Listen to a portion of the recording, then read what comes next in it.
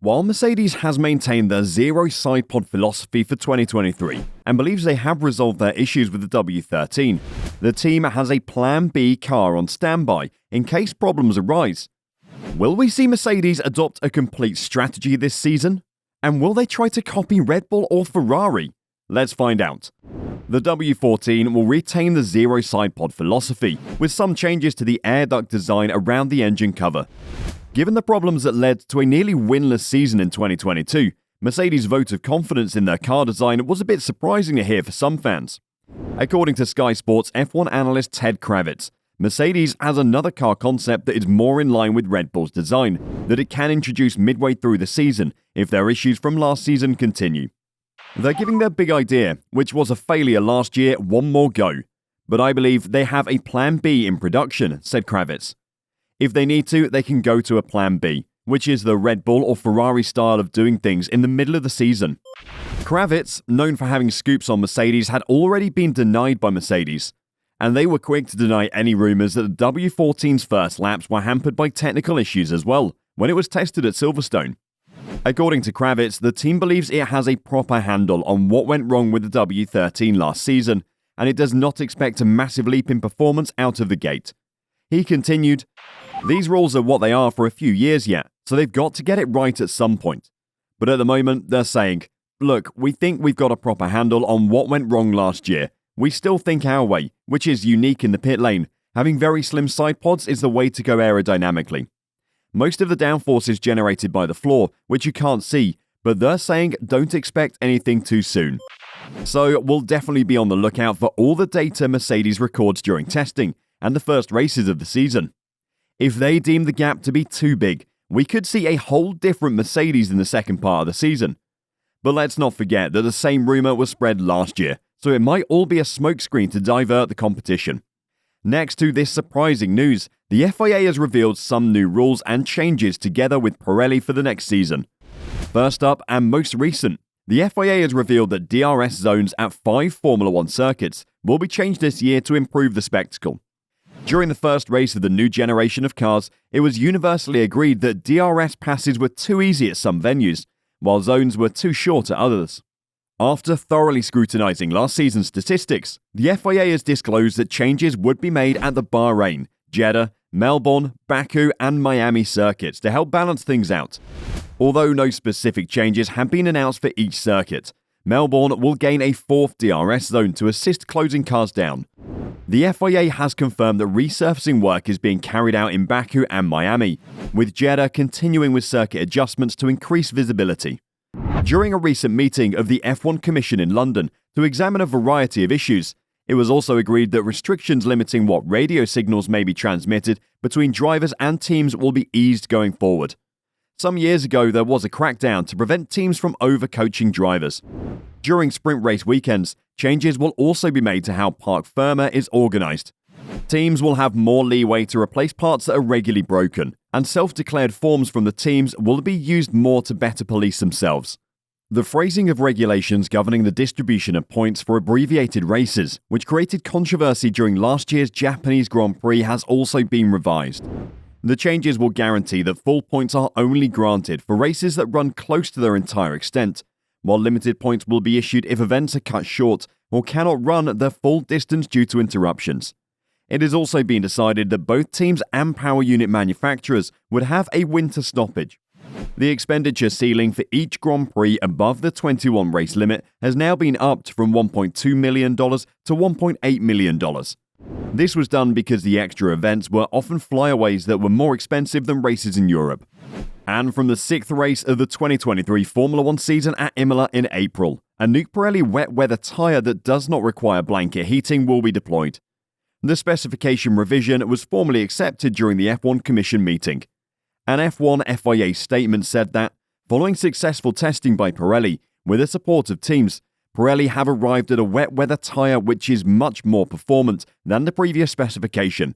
This tyre type does not require the use of blankets.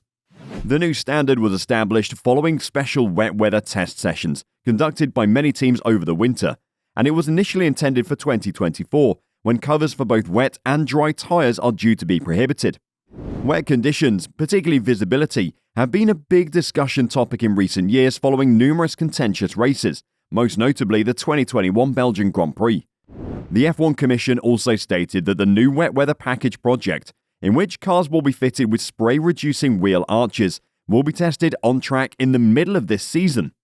The FIA has previously performed its own CFD study, but the teams have now been granted the formal green light to conduct wind tunnel and CFD work on the impact of the arches outside of both the aerodynamic testing constraints and the cost cap. The statement noted, additionally, the FIA is grateful for the offers of support made by the teams for the wet weather package project, as presented in the last F1 Commission meeting. A technical directive is being prepared to allow teams to do such work outside the aerodynamic testing restrictions, or ATR limits, and outside the cost cap. Track testing will be planned for the second or third quarter of 2023. Nicholas Tombazis, the new FIA single-seater director, provided some insight into the project towards the conclusion of last year. We only think it's going to be something that gets used on a couple of occasions a year, maybe 3, that sort of thing, he noted. We don't want it to be that every time there's a drop of rain, then suddenly you have to fit these things. We've done a lot of CFD simulations because we want to make sure the effect of these devices is relatively small on the overall aerodynamics. There still is an effect, but not a massive one. Also, we are simulating the droplets of the rain and so on, and seeing how it affects spray. What is a bit of a challenge in the simulations is to determine the relative proportion of what comes from the diffuser to what comes from the tyres. Once we have a solution, we'll get to do some prototypes and run them on some cars to try and evaluate that property. Next to these changes, we can expect to see the following rules put into action. Car weight decrease. F1's car weight was a key conversation issue ahead of the 2022 season, with teams all over the grid racing to come as near to the 798 kilogram limit without fuel as possible during one of the sport's greatest regulatory changes in its history. As we enter the new season, a 2 kilogram weight reduction to 796 kilograms is being adopted for, implying that designers will be attempting to trim even more weight from their latest competitors. Rear view mirror upgrade. Rear view mirrors on F1's 2023 spec cars will be changed to boost driver visibility, with the width of the reflecting surface expanding by 50mm from 150 to 200mm. Gearbox changes. While changes to teams' homologated gearboxes were only previously permitted to resolve reliability problems or for cost saving at the start of each season, modifications are now permitted in the case of materials, processes, or proprietary parts becoming unavailable.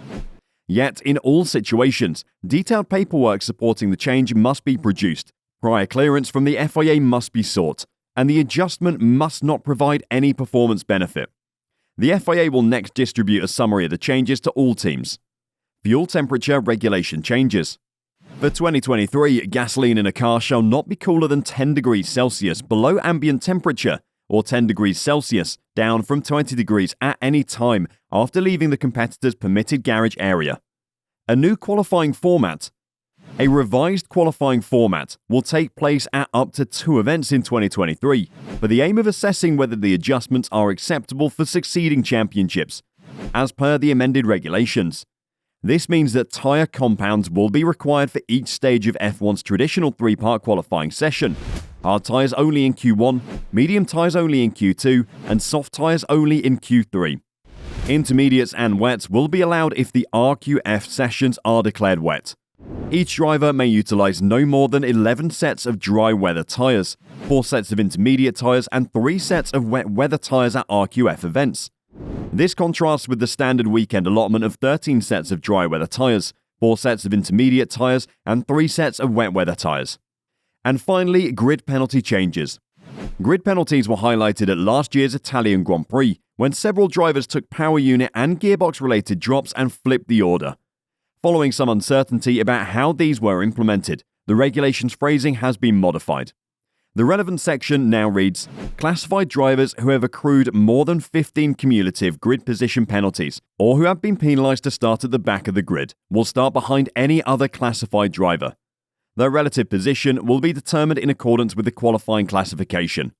So what do you think? Will we see Mercedes adopt a completely different strategy throughout the season? And will these changes help level the playing field and make the weekends more enjoyable for all fans? Let us know your thoughts in the comments below.